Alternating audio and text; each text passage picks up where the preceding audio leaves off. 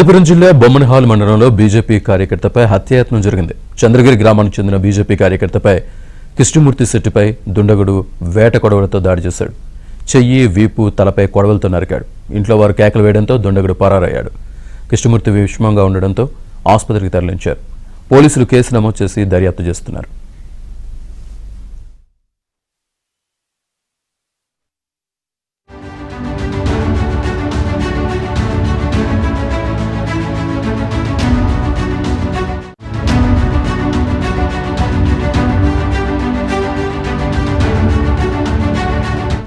చంద్రగిరిలో BJP కార్యకర్తపై హత్యాయత్నానికి సంబంధించి పూర్తి సమాచారాన్ని మా కరెస్పాండెంట్ సురేష్ అందిస్తారు. సురేష్, నేపథ్యంలో బీజేపీ కార్యకర్తపై విపక్షాలుగా దాడి జరిగింది. నిన్న రాత్రి ఇంట్లో భోజనం చేస్తుండగా వేటకొడలతో దాడికి పాల్పడ్డారు. దాడికి పాల్పడిన వ్యక్తి తమ పక్కనే ఉన్న గ్రామానికి చెందిన వ్యక్తిగా కూడా ఇప్పుడే గుర్తించారు.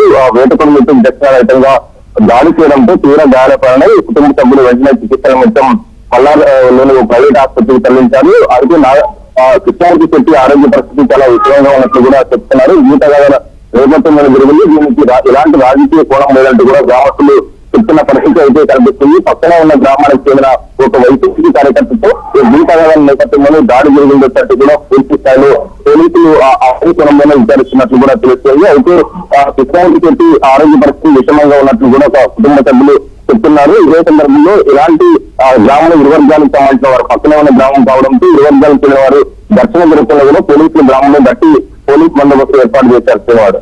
Right Suresh, thank you.